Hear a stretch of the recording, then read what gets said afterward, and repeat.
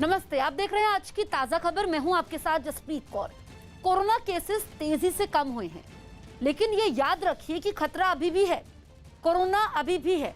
ऐसे में मास्क सबसे बड़ा हथियार है। हम आपसे बार बार अपील कर रहे हैं कि आप मास्क पहनिए, क्योंकि जरा सी लापरवाही आपकी और आपके परिवार की सुरक्षा के लिए खतरा पैदा कर सकती है। इसको लेकर के हमने कैंपेन भी शुरू किया है, #मास्क पहनो इंडिया। आप खुद से ये प्रण लीजिए कि जब तक ये महामारी है आप मास्क नहीं उतारेंगे। दिल्ली के पास हरियाणा के गुरुग्राम से हैरान करने वाली तस्वीरें सामने आई।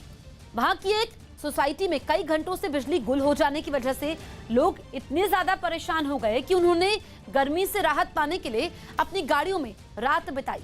लोगों ने अपनी गाड़ियां कई घंटों तक ऑन रखी ताकि उसके अंदर वो एसी चलाकर आराम से सो सके।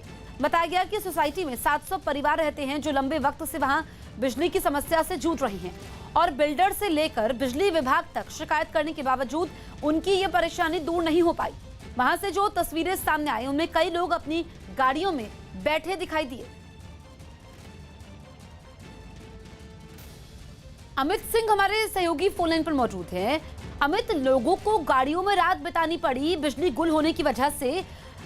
क्या कहना है बिजली विभाग का कि इतनी देर तक बिजली क्यों गुल रहती है और इसको लेकर के अब क्या कोशिशें हो रही हैं? देखिए, ये पूरा मामला जो है गुरुग्राम के सेक्टर 37C स्थित एपेक्स आवर होम्स के नाम से एक सोसाइटी है। उसी सोसाइटी का ये पूरा मामला है। पहले बताया गया था कि 7 से 12 घंटे तक कट रहेगा इलेक्ट्रिसिटी का, लेकिन पूरी रात जो है तकरीबन 16 घंटों से बिजली नहीं है इस सोसाइटी में, जिससे कि सोसाइटी में रहने वाले लोग जो हैं वो काफी ज्यादा परेशान हैं। उन्होंने बिजली विभाग के खिलाफ नारेबाजी भी की, सोसाइटी बिल्डर के खिलाफ नारेबाजी भी की और ये पूरा 700 परिवार, सभी 700 परिवार में से मैक्सिमम जो लोग जो हैं, जिस तरीके से टेम्परेचर बीती रात काफी ज्यादा हाई था, गर्मी बदहाल कर रही थी, इन लोगों ने अपनी गाड़ियां चलाकर, गाड़ियां में रात भर एसी चलाकर वहीं पर सोए, गाड़ियों के अंदर ही सोए। तो अब हालत जितने भी इस सोसाइटी में रहने वाले जो 700 परिवार है उनकी हालत काफी ज्यादा खराब है। गर्मी की वजह से वो काफी ज्यादा परेशान है। 16 घंटे से ज्यादा वक्त बीत चुका है, अभी भी जो है सोसाइटी में बिजली नहीं है और फिलहाल जो बिजली के जो इलेक्ट्रिसिटी डिपार्टमेंट के लोग हैं वो लगातार काम कर रहे हैं ताकि सोसाइटी में बिजली जल्द से जल्द आ सके। जी ठीक है अमित, तो यहाँ पर तस्वीरें हम आपको दिखा रहे हैं। देखिए, लोगों की परेशानी ज्यादा बढ़ गई। एक तो वैसे ही गर्मी इतनी ज्यादा, ऊपर से बिजली गुल कई घंटों तक और लोग गाड़ियों में रात बिताने को मजबूर हुए। कोरोना के खतरे के बीच देश के कई हिस्सों में धार्मिक आयोजनों के दौरान खुलेआम नियमों की अनदेखी हुई, जहां लोग हर खतरे से बेपरवाह नजर आए। उत्तर प्रदेश के प्रतापगढ़ में भी कुछ ऐसा ही हुआ, क्योंकि वहां के एक गांव में हुए धार्मिक आयोजन में सैकड़ों लोग इकट्ठा हुए और कोरोना को भूलकर जमकर नाचे। यह आयोजन 2 दिन पहले हुआ था, जिसका वीडियो वायरल हुआ तो पता चला कि धार्मिक आयोजन के नाम पर लोगों ने किस कदर नियमों का मजाक उड़ाया। इस वीडियो में बहुत सारे लड़के गाने पर मस्ती में झूमते दिखे।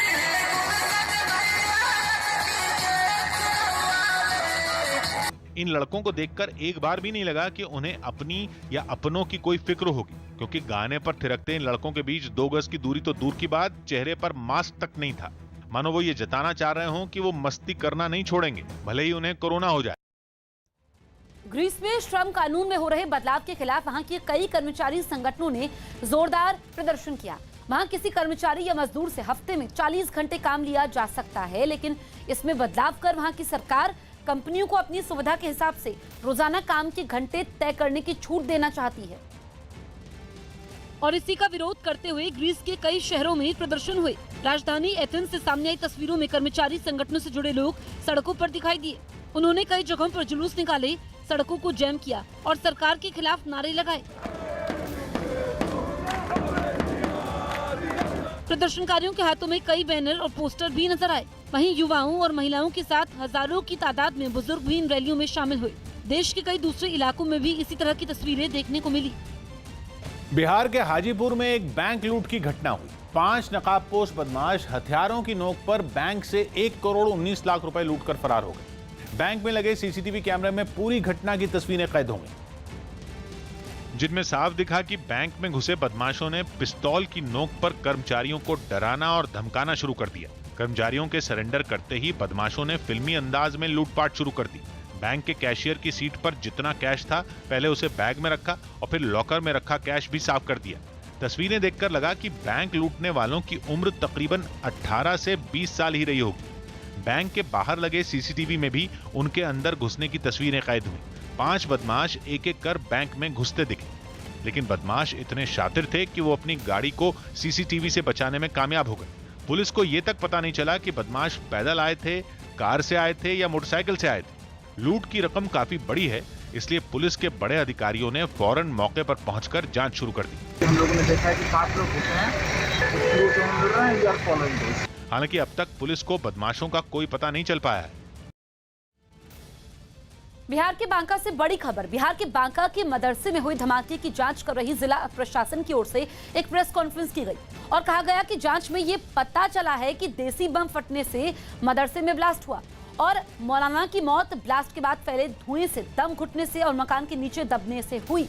बांका के एसपी अरविंद गुप्ता ने दावा किया कि अब तक बम ब्लास्ट का कोई आतंकी कनेक्शन सामने नहीं आया है। इसके अलावा एटीएस की टीम ने घटनास्थल पर पहुंचकर दूसरे दिन भी साक्ष्य जुटाए। एटीएस हर पहलू की जांच कर रही है। 3 दिन पहले यहां मदरसे में एक जोरदार धमाका हुआ था जिसमें मदरसे के मौलाना की मौत हो गई थी। बड़ी साजिश की आशंका को देखते हुए एनआईए को जांच सौंपने की तैयारी की जा रही है।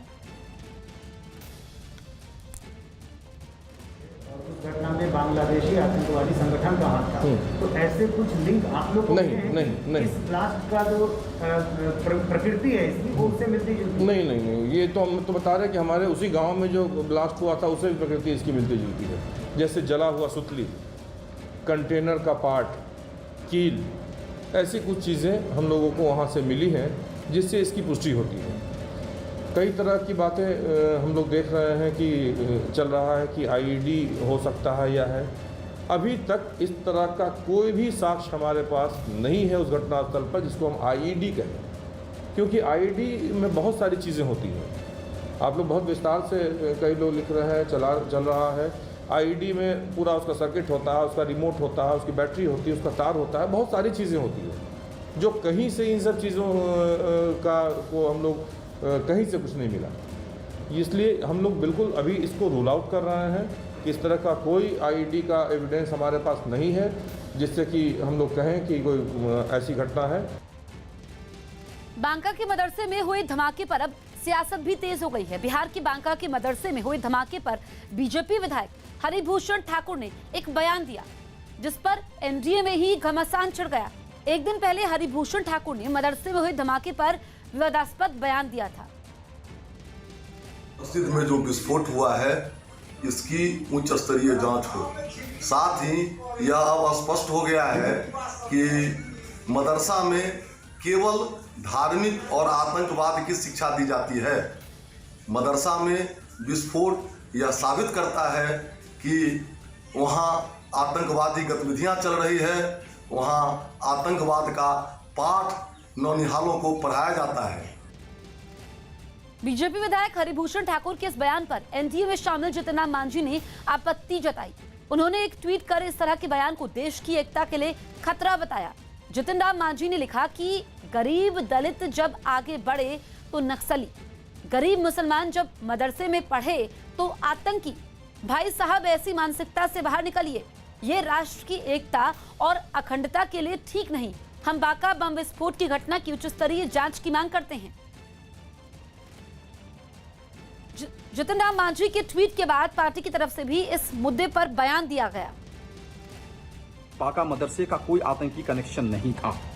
मैं वैसे लोगों से अनुरोध करूंगा जो लोग मदरसों को सियासी एंगल से देख रहे थे वो बिहार और देश की जनता से माफी मांगे, नहीं तो जनता आपको अगले चुनाव में सबक सिखाएगी। वहीं कांग्रेस ने बीजेपी विधायक हरिभूषण ठाकुर के बयान पर सवाल उठाया और उनकी बर्खास्तगी की मांग की। भारतीय जनता पार्टी बिहार सरकार की इस रिपोर्ट के बाद कि उसमें किसी आतंकवादी का हाथ नहीं है, तो क्या वो अपने विधायक जो उनके आरोप लगा रहे थे इसमें आतंकवादियों के हाथ है, उस बच्चों को पार्टी से बर्खास्त करेंगे? वहीं आरजेडी ने बीजेपी विधायक हरिभूषण ठाकुर पर मदरसे को बदनाम करने की कोशिश का आरोप लगाया। साथ ही बीजेपी विधायक से माफी की भी मांग की। मदरसा को बदनाम करने की कोशिश की थी कि यहाँ आतंकी ट्रेनिंग होता है, यहाँ धार्मिक शिक्षा दी जाती है। अब हम पार्टी जीतन बाबू मांझी जी जो एनडीए में शामिल हैं, वो कह रहे हैं बीजेपी के माननीय विधायक से माफी मांगने के लिए। अब बिहार पुलिस पर जांच पर भरोसा नहीं है इस रिपोर्ट पर। अब केंद्र की एजेंसी NIA जांच करेगी। अब माननीय बीजेपी के विधायक हरिभूषण ठाकुर बताएं कि वो माफी मांगेंगे या NIA से जांच कराएंगे। मौसम के रौद्र रूप ने ऑस्ट्रेलिया के दक्षिण पूर्वी इलाके को झकझोर कर रख दिया।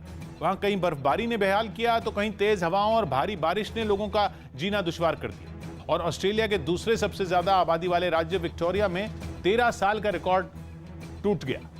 वहां ऐसी झमाझम बारिश हुई कि पानी हर लक्ष्मण रेखा लांघते हुए चारों तरफ उथल पुथल मचाने लगा। पानी से भरी सड़कों पर कारों ने दम तोड़ दिया तो लोगों ने नावें निकाली। बारिश के साथ 119 किलोमीटर प्रति घंटा तक की रफ्तार पकड़े हवाओं ने भी खूब उत्पात मचाया। विक्टोरिया की राजधानी मेलबर्न में दर्जनों पेड़ उखड़ गए। बिजली की तारों पर गिरकर उन्होंने राज्य के 2 लाख से ज्यादा घरों की बत्ती गुल कर दी। वहीं विक्टोरिया के पड़ोसी राज्य न्यू साउथ वेल्स में तो बर्फबारी शुरू हो गई। हालांकि ऑस्ट्रेलिया में ये सर्दी का ही मौसम है, लेकिन जून में इतनी बर्फबारी से राज्य के सिडनी शहर में तो सर्दी का 37 साल का रिकॉर्ड तक टूट गया।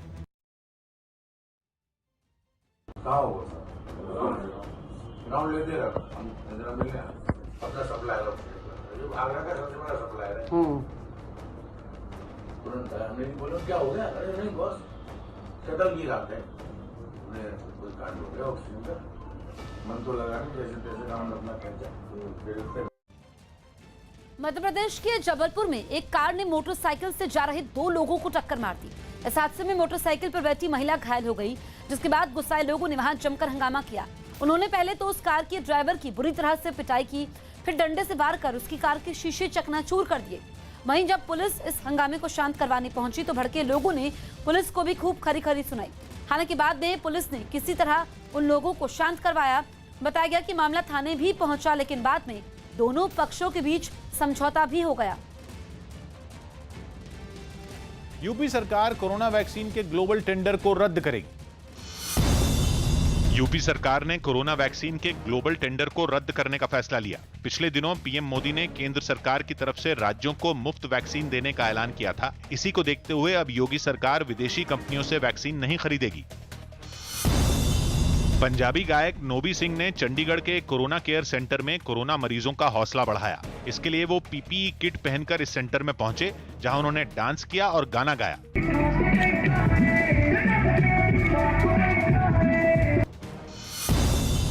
बिहार के नालंदा में एक बुजुर्ग महिला अपनी पोती के साथ शौचालय में रहने को मजबूर है। बताया गया कि उसके पति, बेटे और बहू की मौत हो चुकी है, जिसकी वजह से उसके सामने आर्थिक संकट खड़ा हो गया। मुंबई के नगर निगम, बीएमसी और रेलवे के तेवर एक दूसरे के लिए उस समय तल्ख हो गए जब दोनों के बीच एक दिन पहले हुई बारिश की वजह से लोकल ट्रेनों के थमने का मुद्दा उठा। बीएमसी ने रेलवे पर सामंजस्य नहीं बैठाने का आरोप लगाया तो रेलवे ने इस पर पलटवार किया। ये बोलना कि रेलवे जो है कोऑर्डिनेट नहीं कर रही है, बिल्कुल सरासर जो है इसको हम रिफ्यूट करते हैं। इस मामले पर रेलवे को जवाब देने के लिए मुंबई की मेयर किशोरी पेडनेकर खुद सामने आई और अपने अगले कदम को सबके सामने रखा। तय किया है कि हमारे सब खासदार पत्र देने वाले हैं हमारे आने देसाई सचिव को। जम्मू में स्वास्थ्य विभाग की तरफ से गांव-गांव जाकर कोरोना की जांच और टीका लगाने का अभियान चलाया गया, जिसके तहत उनकी एक टीम आरएसपुरा सेक्टर में पहुंची, जहां खेतों में काम कर रहे लोगों के सैंपल लिए गए। ये टेस्ट कर रहे हैं, बहुत अच्छा काम कर रहे हैं। ये सैंपल लेने पहुंचे स्वास्थ्य विभाग के कर्मचारियों ने अपनी सुरक्षा का भी पूरा ख्याल रखा। वो पीपीई किट पहनकर लोगों के बीच पहुंचे। साथ ही उन्होंने लोगों से कोरोना नियमों को अपने रूटीन में शामिल करने की अपील की। मास्क लगा के बाहर जाना है और इसके साथ ही सैनिटाइजर, अगर सैनिटाइजर नहीं है तो आप साबुन से हाथ धो के तभी घर जाइए। अब बात उत्तर प्रदेश की। सियासी सरगर्मियों के बीच दिल्ली पहुंचे उत्तर प्रदेश के मुख्यमंत्री योगी आदित्यनाथ आज पीएम मोदी से मुलाकात करेंगे। योगी सुबह 11 बजे पीएम से मुलाकात करेंगे। खबर है कि इस मीटिंग में यूपी में बीजेपी की मौजूदा राजनीतिक स्थिति और कोरोना पर चर्चा होगी। यही नहीं, पता चला है कि योगी और पीएम के बीच संगठन और सरकार में फेरबदल पर कोई बात नहीं होगी। पीएम से मुलाकात के बाद योगी आदित्यनाथ बीजेपी अध्यक्ष जेपी नड्डा से भी मिलने वाले हैं। ये मुलाकात दोपहर 12:30 बजे होगी। इससे पहले अपने दौरे के पहले दिन योगी आदित्यनाथ की मुलाकात अमित शाह से हुई। दिल्ली पहुंचते ही योगी अमित शाह से मिलने उनके घर पहुंचे, जहां योगी आदित्यनाथ और अमित शाह के बीच करीब 1.5 घंटे तक बैठक हुई। सूत्रों के हवाले से खबर है कि योगी आदित्यनाथ की पीएम मोदी और गृह मंत्री के साथ मीटिंग पिछले महीने ही शेड्यूल थी, लेकिन कोरोना की वजह से ये मीटिंग टल गई थी।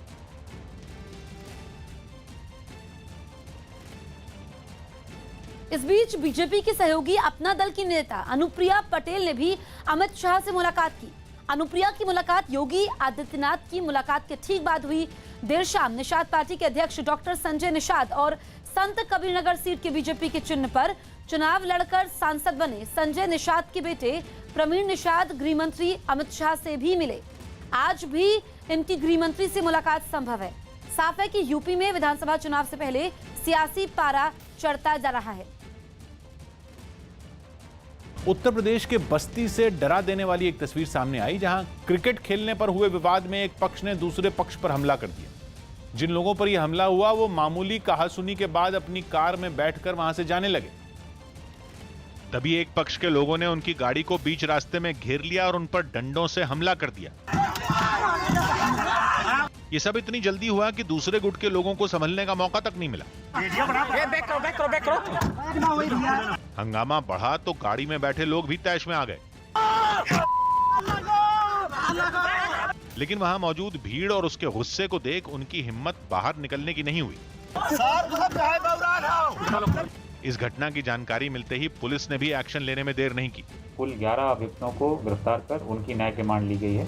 क्रिकेट खेलने पर हुई इस खूनी झड़प में कार में बैठे सभी लोग बुरी तरह घायल हो गए।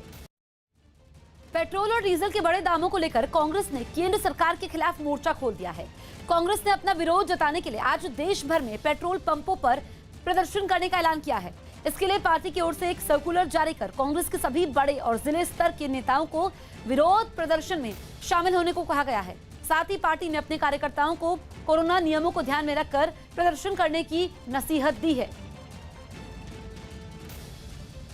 ऑल इंडिया कांग्रेस कमेटी के आह्वान पर पूरे देश में पेट्रोल पंपों के बाहर प्रतीकात्मक कांग्रेस का कार्यकर्ता, विधायक, पार्षद, हम सब कार्यकर्ता 11 बजे से 12 बजे तक तख्तियां लेकर खड़े होंगे।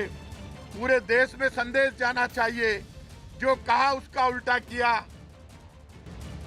एलएसी पर चीन की चालबाजी का जवाब देने के लिए भारतीय फौज ने नया प्लान तैयार किया है। चीन ने एलएसी पर कैमरों का ऐसा जाल बिछाया है कि वो भारतीय फौज की हर हरकत पर नजर रखता है।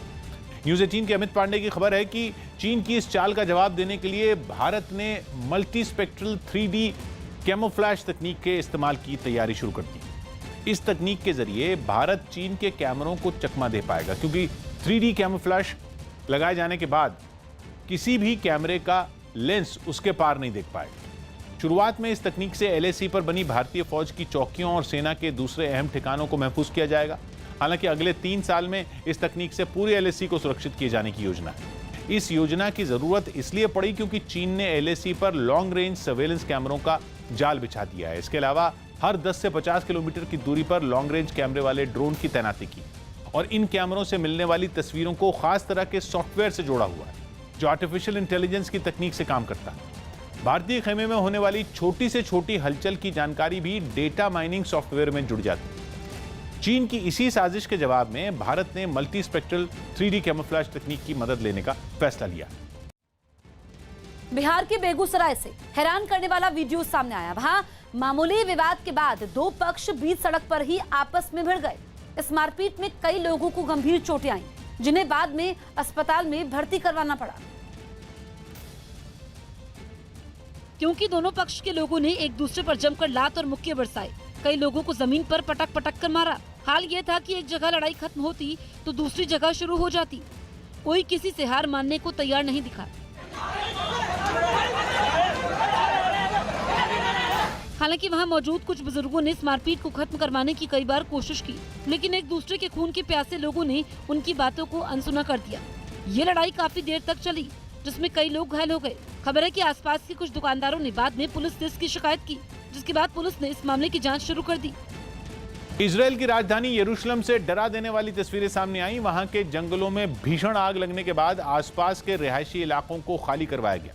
साथ ही तेल अवीव और यरूशलेम को जोड़ने वाले हाईवे को भी बंद कर दिया गया, क्योंकि हाईवे के बेहद करीब घने जंगलों में भीषण आग की लपटें उठती नजर आईं, जिनके तेजी से फैलने का खतरा बढ़ने लगा। आग से घिरे ऊंचे ऊंचे पेड़ों से घने धुएं का गुबार उठता नजर आया। ये धुएं का गुबार बिल्कुल आसमान में बादलों जैसा लग रहा था। इस बीच दमकल कर्मी लगातार आग बुझाने की कोशिश में जुटे रहे और मोटे पाइप थामे ये लोग वहां पानी की बौछार करते दिखे, लेकिन ये काफी नहीं था, जिसके बाद आग को काबू में करने के लिए हवाई मदद भी लेनी पड़ी। और जंगलों के ऊपर उड़ते एक हवाई जहाज ने पानी की बौछार की तो दूसरा आग बुझाने वाले केमिकल का छिड़काव करता दिखा। तमाम जद्दोजहद के बाद आग की तीव्रता तो कम हो गई, लेकिन खतरा अभी पूरी तरह नहीं टला। आंध्र प्रदेश के गुंटूर से डरा देने वाली तस्वीरें सामने आई। वहां एक टोल प्लाजा पर खड़े डीजल टैंकर में भीषण आग लग जाने से हड़कंप मच गया। बताया गया कि टायर फटने की वजह से उस टैंकर में आग लगी,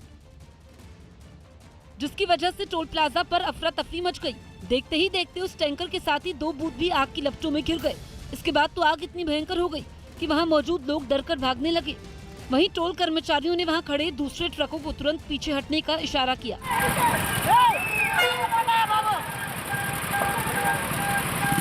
इस बीच आग फैलती चली गई। उससे उठ रहे धुएं से वहां का आसमान काला दिखाई देने लगा। थोड़ी ही देर में दमकल की 2 गाड़ियां वहां पहुंची और उसे बुझाने का काम शुरू कर दिया गया।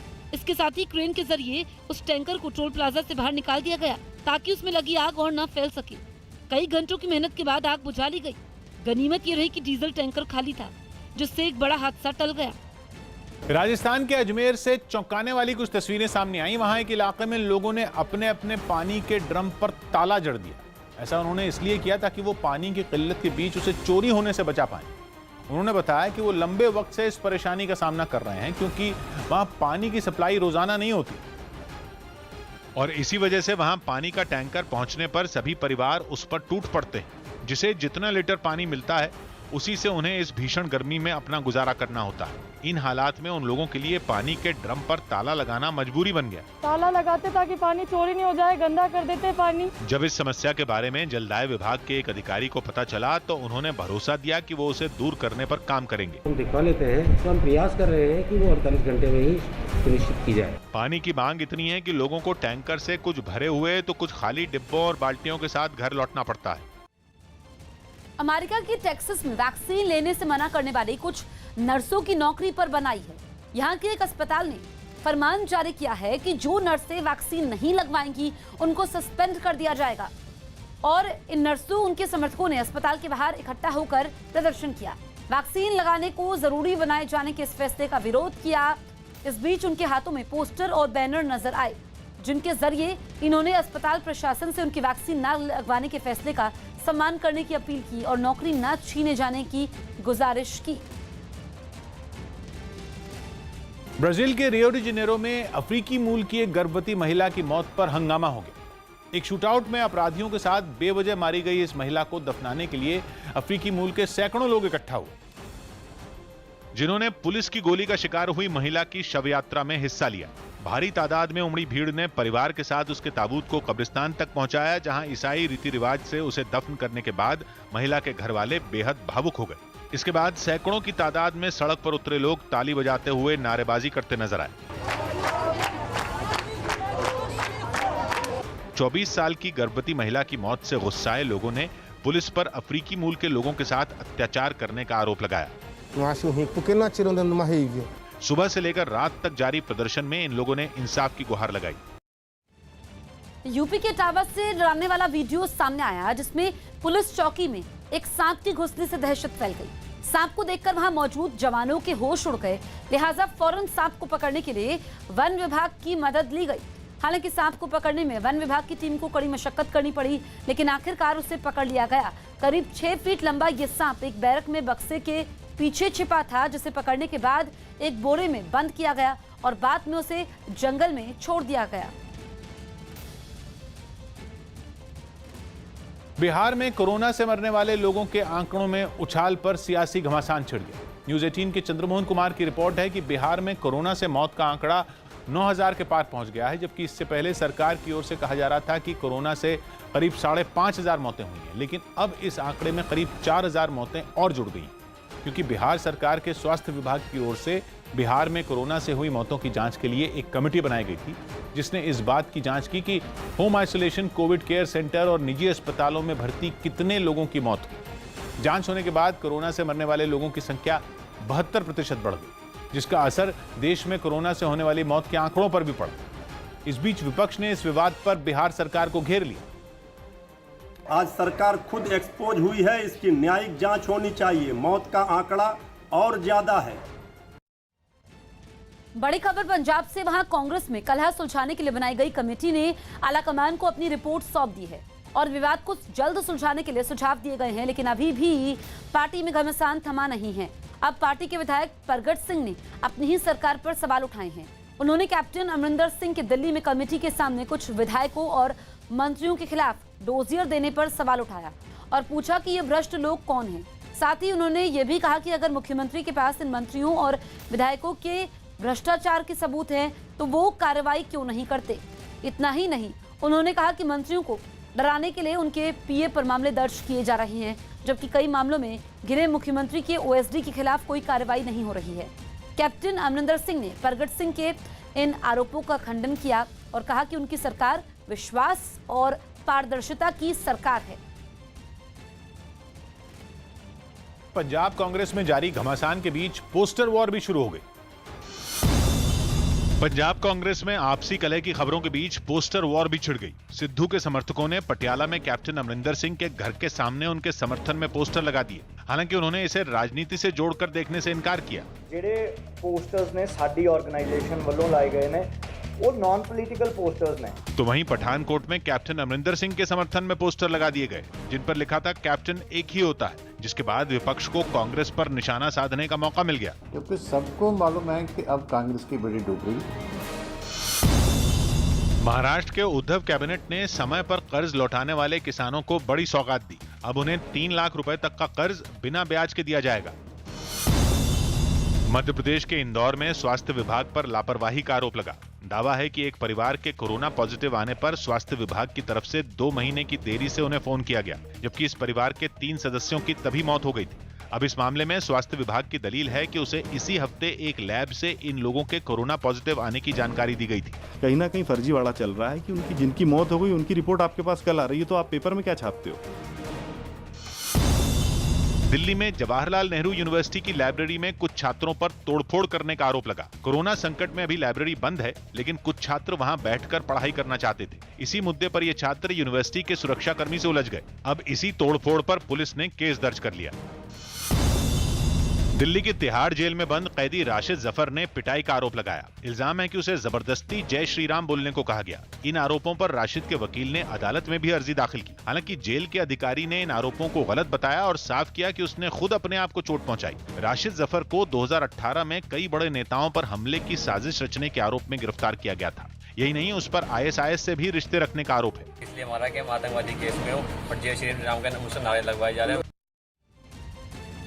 बड़ी खबर जम्मू कश्मीर के बारामूला से। यहाँ के नूरबाग इलाके में लगी भीषण आग ने आसपास के रिहायशी इलाकों के लोगों की मुसीबत बढ़ा दी। आग कैसे लगी इसका पता नहीं चल पाया, लेकिन आग इतनी तेजी से फैली कि देखते ही देखते पूरा इलाका आग की लपटों में घिरा नजर आया, जिसकी गवाही ये तस्वीरें दे रही हैं, जिनमें रात के अंधेरे में रिहायशी इलाके का एक बड़ा हिस्सा लपटों से घिरा नजर आया। ऐसा लगा मानो पूरे इलाके में अंगारों की चादर बिछी हुई हो। एक तरफ नीचे जमीन पर ऊंची ऊंची लपटें उठती दिखाई दी, तो दूसरी ओर आसमान में चारों तरफ काला धुआं फैलता नजर आया। ऐसी आग पर काबू पाना दमकल कर्मियों के लिए बहुत बड़ी चुनौती साबित हुई, लेकिन बड़ी मशक्कत के बाद दमकल कर्मी अपने काम पर लगे रहे। राजधानी दिल्ली में देश के पहले स्मॉग टावर को बनाने का काम तेज कर दिया गया। कोरोना संकट की वजह से इसे बीच में ही रोकना पड़ा था। दिल्ली सरकार की तरफ से इस टावर को बाबा खड़क सिंह मार्ग पर बनवाया जा रहा है, ताकि वहां के लोगों को साफ और शुद्ध हवा मिल सके, जिसका दिल्ली के पर्यावरण मंत्री गोपाल राय ने मौके पर जाकर जायजा लिया और वहां हो रहे काम को अपनी आंखों से देखा। इस दौरान उन्होंने स्मॉग टावर में लग रही मशीनों के बारे में वहां मौजूद इंजीनियरों से जानकारी भी ली। दावा किया गया कि ये स्मॉग टावर 1 किलोमीटर के दायरे में मौजूद प्रदूषित हवा को सांस लेने लायक बनाएगा। फिल्टरेशन प्लांट लगाया जा रहा है जो कि हवा को प्योर करेगा। 1 किलोमीटर के दायरे में जो हवा है, पॉल्यूटेड एयर है, उसको सक करेगा, उसको फिल्टर करेगा और इस फैन के थ्रू वो हवा जो है बाहर निकलेगी। अभी इस तकनीक का ट्रायल किया जा रहा है और अगर ये सफल रहा तो दिल्ली के लोगों को इसका काफी फायदा हो सकता है। ये पहला पायलट प्रोजेक्ट सफल होता है तो इस तरह के स्मार्ट टावर दिल्ली के अंदर और जगहों पर भी बनाए जाएंगे। बताया गया कि 22 करोड़ की लागत से बनने वाले इस स्मॉग टावर को 15 अगस्त तक तैयार कर लिया जाएगा। बिहार में पूर्ण शराबबंदी है, इसके बावजूद तस्कर धड़ल्ले से अवैध शराब के कारोबार में जुटे हैं। ताजा मामला दरभंगा का है, जहां पुलिस ने छापा मारकर काफी मात्रा में विदेशी शराब जब्त कर ली है। हैरानी की बात यह है कि शराब की ये बोतलें एक स्कूल में छिपाकर रखी गई थी। लॉकडाउन की वजह से सभी स्कूल कॉलेज बंद हैं, लेकिन कुछ शराब तस्करों ने दरभंगा के एक स्कूल को ही अपना गोदाम बना लिया। अवैध शराब के कारोबार की जानकारी मिलने के बाद पुलिस ने वहां छापा मारा और सैकड़ों शराब की बोतलें जब्त कर ली। हालांकि कार्रवाई के समय आरोपी वहां से भागने में सफल रहे। लीटर अवैध इंग्लिश शराब बरामद हुआ है, जिसमें इस संबंध में सिवनी थाना में पता लगा है किसका शराब था।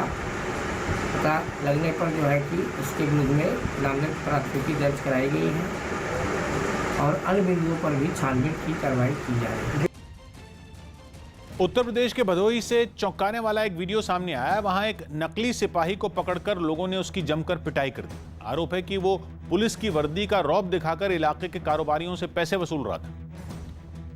लेकिन जैसे ही इस बात का पता चला कि वो असली सिपाही नहीं है तो लोगों ने उसे घेर लिया और फिर सब मिलकर उस पर टूट पड़े।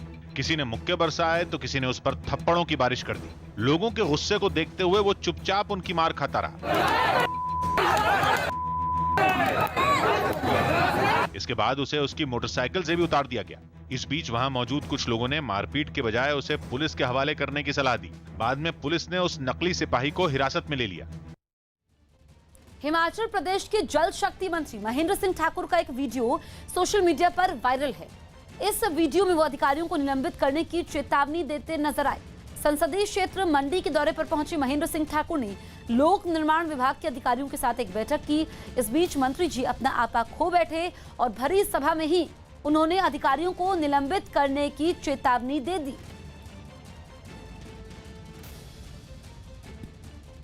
मैं देखो सस्पेंड कर दूंगा, तो सुन लो तुम तीनों तो खड़े हैं, घर भेज दूंगा। तुम लोग इतने लापरवाह लोग हैं। बिहार के कटिहार से हैरान करने वाला वीडियो सामने आया। वहां दो गुटों के बीच हुई हिंसक झड़प में कई लोग घायल हो गए। बताया गया कि दोनों गुटों के बीच जमीन का विवाद था, जिसकी वजह से दोनों तरफ के लोग एक दूसरे से भिड़ गए और जमकर मारपीट की। सामने आई तस्वीरों में कुछ लोग एक दूसरे से हाथापाई करते दिखाई दिए, जबकि एक आदमी लाठी लेकर हमला करता नजर आया। इस हंगामे में महिलाओं को भी नहीं छोड़ा गया।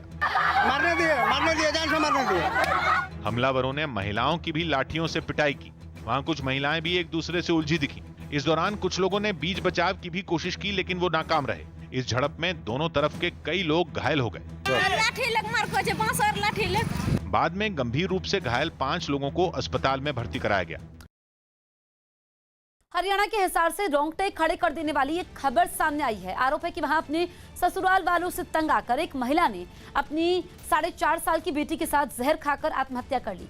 इस महिला की शादी करीब 6 साल पहले रोहनात गांव के अनीश से हुई थी। मृतक महिला के परिवार का आरोप है कि शादी के बाद से ही ससुराल वाले कभी दहेज के लिए तो कभी किसी दूसरी बात पर उसे प्रताड़ित करते थे। आत्महत्या से पहले महिला ने एक वीडियो बनाया और सुसाइड नोट भी छोड़ा, जिसमें उसने अपने ससुराल वालों को जिम्मेदार माना।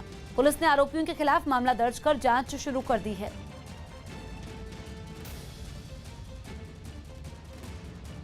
मुझे नहीं पता कि मेरी गलती क्या थी या मैंने क्या गलत कर दिया जो घर वाले मेरे साथ इस तरीके से पेश आ रहे, बट मुझे इतना पता है कि जो हालात है इन हालातों में जीना नामुमकिन है। हर तरीके से टूट चुकी हूँ और पल मर रही हूँ, बट क्या करूँ, किसे कहूँ, कुछ समझ नहीं आ रहा। यूपी के गोरखपुर से दिल दहला देने वाला एक वीडियो सामने आया। वहां मोबाइल चोरी के शक में कुछ गांव वालों ने एक लड़के की जमकर पिटाई कर दी। ये घटना मई महीने की 20 तारीख की बताई गई, जिसका वीडियो वायरल होने के बाद पुलिस ने आरोपियों के खिलाफ केस दर्ज कर लिया। क्योंकि उन लोगों ने उस लड़के को चोर समझकर बेरहमी से पीटा। इस घटना का जो वीडियो सामने आया उसमें साफ दिखा कि कुछ लोग एक पेड़ से बांधकर उस लड़के पर टूट पड़े।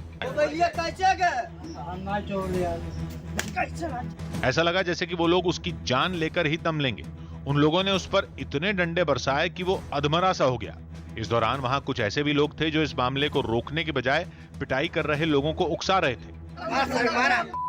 इस वीडियो के वायरल होने के बाद पुलिस ने भरोसा दिया कि आरोपियों को जल्द गिरफ्तार कर लिया जाएगा। अभियोग पंजीकृत किया गया है और आवश्यक वैधानिक कार्रवाई की जा रही है। बताया गया कि वो लड़का अपने किसी रिश्तेदार से मिलने के लिए घर से निकला था। बीजेपी में शामिल जितिन प्रसाद ने यूपी के सीएम योगी आदित्यनाथ से मुलाकात की। यूपी के सीएम योगी आदित्यनाथ के दिल्ली दौरे के दौरान हाल ही में बीजेपी में शामिल जितिन प्रसाद ने यूपी सदन जाकर उनसे मुलाकात की। जितिन प्रसाद ने मुख्यमंत्री से हुई अपनी मुलाकात को शिष्टाचार भेंट करार दिया।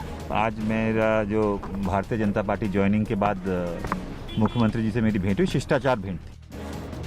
रेप के आरोप में जेल में बंद आसाराम की जमानत अर्जी के विरोध में सुप्रीम कोर्ट में दाखिल अर्जी पर आज सुनवाई है। पीड़ित महिला ने अपनी याचिका में आसाराम की जेल से बाहर आने से उसकी जान को खतरा बताया है। आसाराम ऋषिकेश में एक आयुर्वेदिक अस्पताल में अपना इलाज करवाना चाहते हैं, इसलिए उन्होंने जमानत मांगी है। लगातार हो रही बारिश के बीच मुंबई के दहीसर इलाके में 3 चौल गिर गए। हादसे में एक शख्स की जान चली गई है। 24 घंटे में मुंबई में दूसरा हादसा है। इससे पहले मलाड में 3 मंजिला इमारत गिरने से 11 लोगों की मौत हो गई। बिहार के हाजीपुर में HDFC बैंक से 1 करोड़ 19 लाख की लूट का मामला सामने आया है। पुलिस मामले की छानबीन कर रही है, लेकिन अभी तक अपराधी का कोई सुराग नहीं मिल सका है। हालांकि अपराधियों की करतूत CCTV कैमरे में कैद हो गई है। नुसरत जहां के पति निखिल जैन ने आरोप लगाया है कि कई बार कहने पर भी नुसरत ने शादी रजिस्टर नहीं करवाई। साथ ही उन्होंने दावा किया कि घर छोड़ते वक्त नुसरत अपना सारा कीमती सामान लेकर गई। साथ ही उन्होंने दावा किया कि होम लोन चुकाने में नुसरत की मदद की। बिहार के दानापुर में गंगा नदी में नाव डूब गई। इस पर 16 लोग सवार थे। इनमें 14 लोगों को सुरक्षित निकाल लिया गया है। 2 लोग अब भी लापता हैं, जिनकी तलाश जारी है। 2 साथियों के साथ रेप और हत्या के मामले में रोहतक जेल में सजा काट रहे राम रहीम को गुरुग्राम के मेदांता हॉस्पिटल से वापस जेल लाया गया। पेट में दर्द होने की वजह से मेदांता में भर्ती करवाया गया था। मुंबई से हैरान करने वाली एक तस्वीर सामने आई। वहां एक मैनहोल का ढक्कन टूटने की वजह से 2 महिलाओं के साथ हादसा हो गया। मुंबई में जारी बारिश से सड़क किनारे मौजूद इस मैनहोल में पानी भर गया और जब वहां से एक महिला गुजरी तो वो धोखा खा गई और सीधे मैनहोल में गिर गई। हालांकि वो किसी तरह खुद को संभालते हुए बाहर निकली और लड़खड़ाते हुए वहां से चली गई।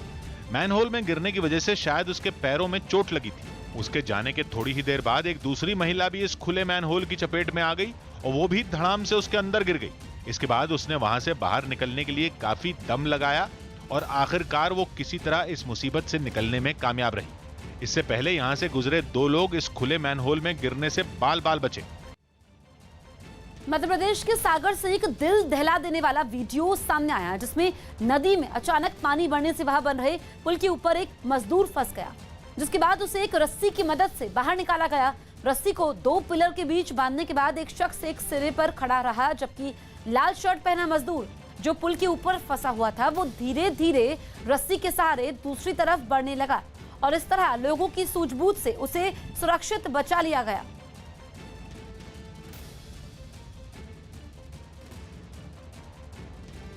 जिसमें वो दोनों उनसे माफी की गुहार लगाते दिखाई दिए, लेकिन उन दबंगों पर इसका कोई असर नहीं हुआ। सामने आए वीडियो में एक दबंग उन दोनों को पकड़े हुए नजर आया। उसके हाथ में एक डंडा भी दिखाई दिया। उसने उस लड़की के कपड़े फाड़ने की भी कोशिश की, जिसके बाद वो उनके सामने ही रोने लगी।